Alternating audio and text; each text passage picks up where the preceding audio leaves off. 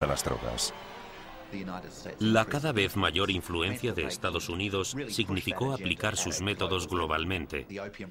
El Protocolo del Opio de 1953 es un protocolo de Naciones Unidas, pero se aprobó debido a la presión y por orden de Estados Unidos. Y por primera vez, dicho protocolo controlaba todas las fases de la producción del opio, desde la germinación y la manufacturación hasta la venta. Y reflejaba el tratamiento de Estados Unidos al problema. Es decir, 1, la prohibición absoluta, y 2, centrarse en el suministro en vez de en la demanda de la droga. We're now satisfied that an enormous amount of narcotics is being smuggled through the port of New Orleans. It seems that lately Honduras has been admitting enough heroin to supply the medical needs of that country for 100 years. Now we've made... Harry Anslinger fue el hombre que lo planificó todo. En 1930, Anslinger fue nombrado jefe del nuevo Departamento Federal de Narcóticos y personificó la política antidroga en Estados Unidos. Desde los locos años 20 hasta los alegres 60, allí estaba Harry Anslinger controlando el debate solo por la fuerza de sus decibelios. Era la persona que marcaba el debate e influenciaba irrevocablemente el tipo de retórica y de maldición del uso de drogas. Y lo hizo solo porque creía más alto y durante más tiempo que los demás.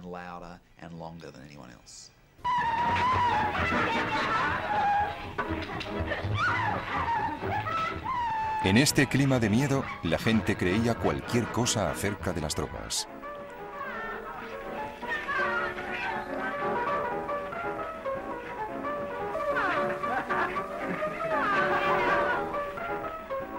Más tarde, Anslinger explotó el miedo al comunismo para vender el mismo mensaje.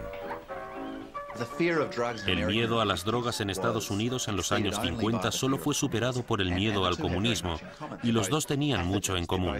Ambos eran patógenos. Los dos eran formas de culpar de todo el mal del mundo a una sola causa satánica. Y durante los años 50, el miedo a las drogas fue utilizado para justificar cualquier extremismo anticomunista. Y el miedo al comunismo fue utilizado para justificar el extremismo antidrogas. La retórica iba de la mano, alimentando el debate, echando leña al fuego desde ambos lados.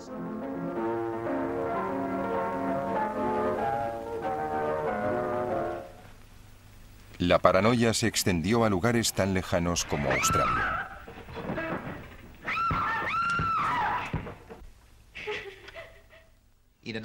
En un buen número de países, incluyendo Gran Bretaña y Australia, la heroína se utilizaba legalmente. Y al finalizar los años 40 y llegar los 50, era evidente que un país se diferenciaba del resto del mundo en los límites del uso de heroína. Y ese país era Australia, donde algo más de 5 kilos de heroína por millón de habitantes era usada legalmente y sin problemas.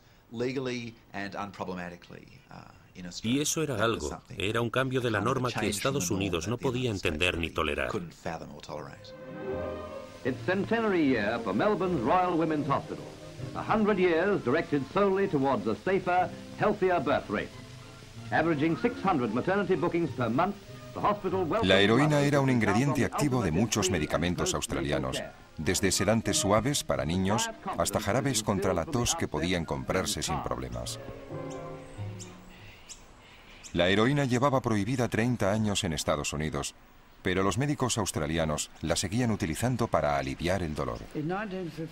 En 1951, cuando fui nombrado miembro honorario de la Junta de Obstetricia del Royal Women's Hospital de Melbourne, la droga que se utilizaba para aliviar el dolor en el parto era la heroína. Anteriormente, utilizábamos morfina mezclada con hiacine, pero los bebés que habían tomado morfina o cuyas madres la habían tomado presentaban más problemas respiratorios que los bebés cuyas madres habían tomado heroína.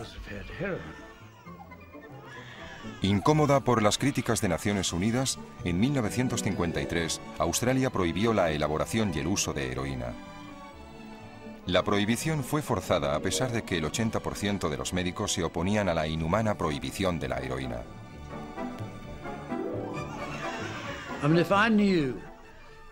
Si yo hubiera sabido que prohibiendo su uso médico se habría reducido la adicción a la heroína, lo hubiese apoyado.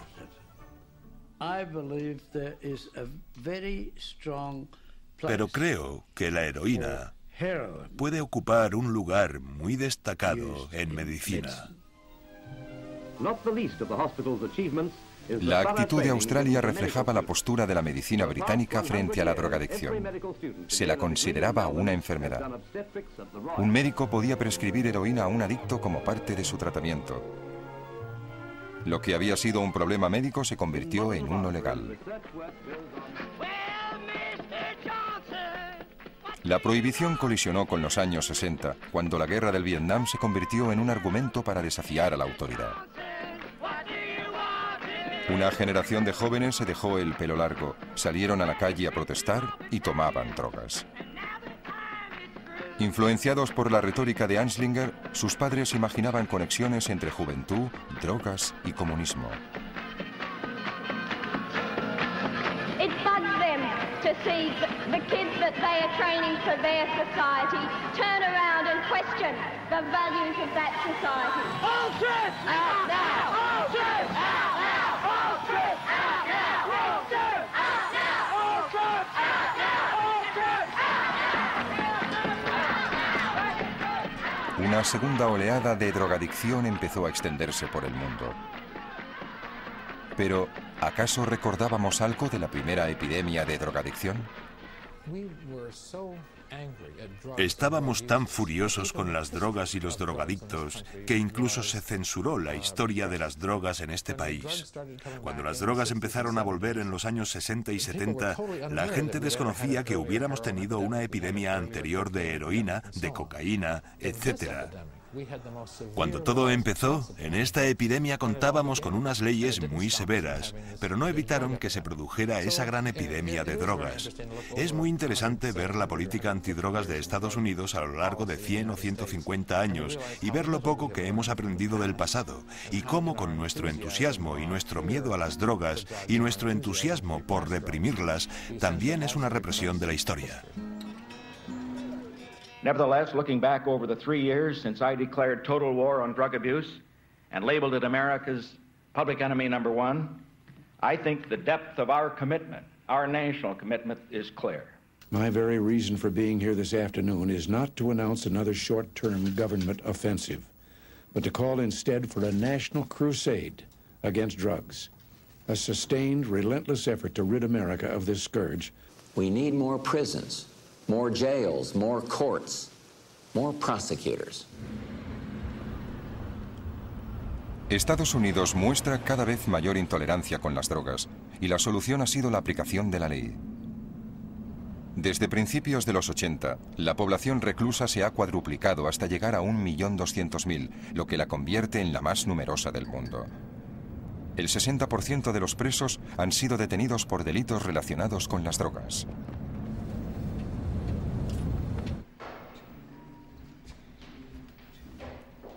El estado de Michigan tiene las leyes más duras para los delitos relacionados con las drogas.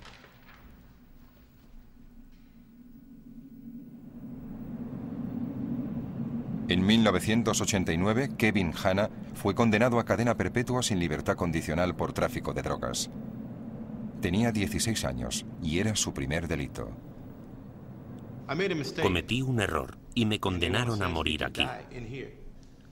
Ahora, al considerarlo, sé que si juegas, pagas, pero ¿hasta qué grado tienes que pagar? He tenido 7 años y medio para reflexionar sobre lo que pasaba en mi vida por aquel entonces. Y ahora no están hablando con la misma persona que fui en el pasado. Mi padre me dijo, si juegas con fuego, acabas quemándote. Los Hanna llegaron a Estados Unidos procedentes de Irak.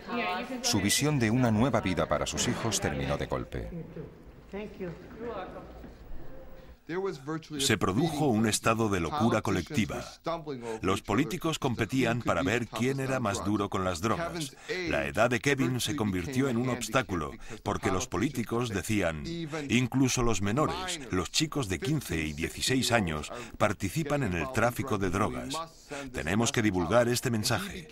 Y él se convirtió en símbolo de lo descontrolado que estaba el problema de la droga.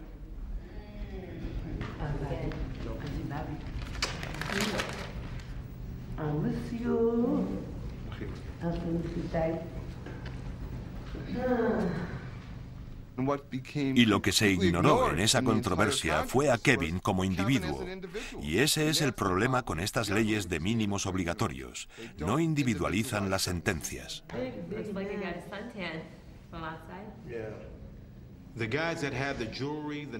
Los tíos que tenían las joyas, las ropas lujosas, mujeres preciosas, coches de 100.000 euros, esos eran los traficantes.